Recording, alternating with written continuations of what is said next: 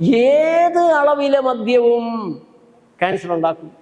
മദ്യം ക്യാൻസർകാരിയാണ്, കാർസിനോജനാണ്. ഇംഗ്ലീഷ് മരുന്ന് കഴിക്കാതെ ക്യാൻസർ പിടിച്ചവർ എത്ര പേരുണ്ട്? ഏറ്റവും കൂടുതൽ ക്യാൻസർ നമുക്കുണ്ടാക്കുന്നത് ഇംഗ്ലീഷ് മരുന്നുകളാണ്. ഗ്യാസ് ട്രബിളിന് കഴിക്കുന്ന മരുന്നുകൾ, നെഞ്ചരിച്ചിലിന് അസിഡിറ്റിക്ക് കഴിക്കുന്ന മരുന്നുകൾ, പാരാസെറ്റമോൾ പോലെ പനിക്ക് കഴിക്കുന്ന മരുന്നുകൾ.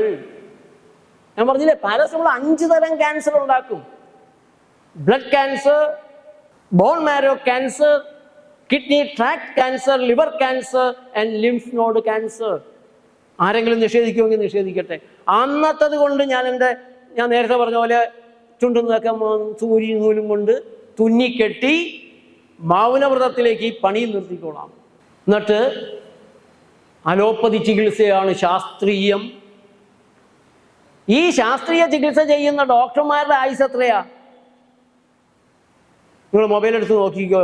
Life expectancy of A Malayali doctor നോക്കണം, 61.75.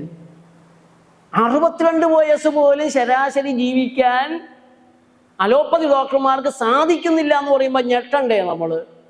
ഇത് നിങ്ങൾ ഈ ചോദ്യങ്ങളൊക്കെയാണ് സലിംകുമാർ പറഞ്ഞ അദ്ദേഹത്തിൻ്റെ ഒരു അവസ്ഥയിൽ അദ്ദേഹം പറഞ്ഞു.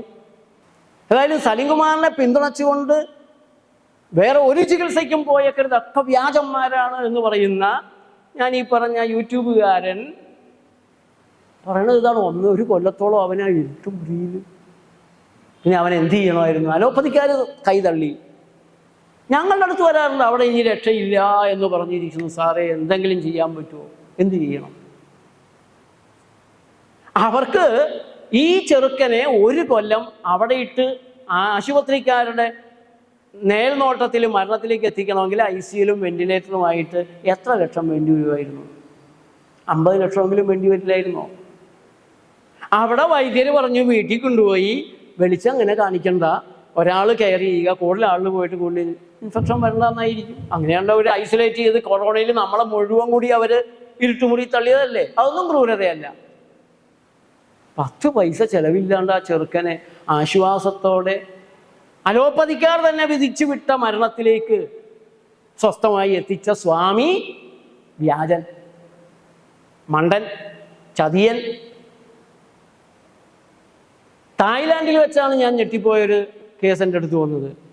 4 വയസ്സായ കുട്ടി ആശുപത്രിയിലാണ്. അവിടെയുള്ള ഭീകരമായ ഒരു ആശുപത്രിയിലാണ്. ലക്ഷങ്ങളാണ് മാസം കൊടുക്കേണ്ടത്. ഈ കുട്ടി ജനിച്ചപ്പോൾ തുടങ്ങി ആശുപത്രി ഒരു പ്രത്യേക സംവിധാനം ഉണ്ടാക്കി, വെന്റിലേറ്റർ മോഡലിൽ. കുട്ടിക്ക് ശരിക്കും ശ്വാസകോശത്തിലൂടെ എടുക്കാൻ പറ്റണില്ല. ഓക്സിജൻ പിടിപ്പിച്ച് ആ ഓക്സിജൻ സിലിണ്ടറിന്റെ ചുറ്റും കുറ്റിയിൽ കെട്ടിയിട്ട പശുവിനെ പോലെ ആ കുട്ടിക്ക് 4 വയസ്സ് വരെ.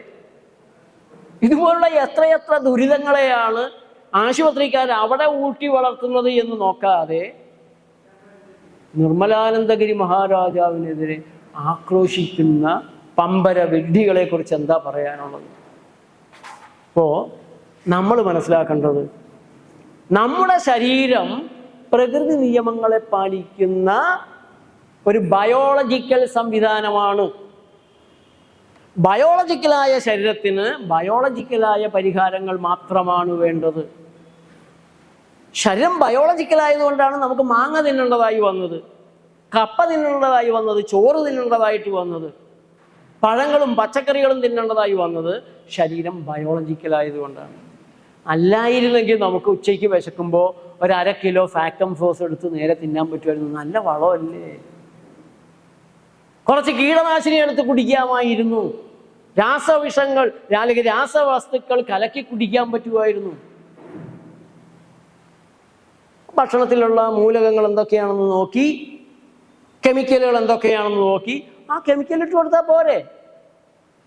മതിയാവുമോ? ശരീരം ബയോളജിക്കലായതുകൊണ്ട് ബയോളജിക്കലായ ഭക്ഷണ സാധനങ്ങൾ വേണം. അതുപോലെ തന്നെ അതിന് കേടുപറ്റിയാൽ, പരുത്തി തുണിയുടെ വസ്ത്രം കീറിയാൽ ഇരുമ്പ് നൂലിട്ടല്ലോ നമ്മൾ തുന്നുക, പരുത്തി നൂലിട്ടല്ലേ തുന്നുക.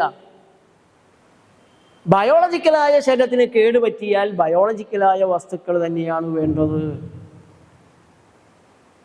ഇതാണ് നിങ്ങൾ കെമിക്കൽ ഇട്ട് കൊടുക്കുന്നതിന് പകരം ബയോളജിക്കലായ പരിഹാരങ്ങളിലേക്ക് വരണം, പ്രകൃതി രീതികളിലേക്ക് വരണം എന്ന് പറയുന്നതിൻ്റെ ശാസ്ത്രീയത. ഇതാണ് ശാസ്ത്രീയത.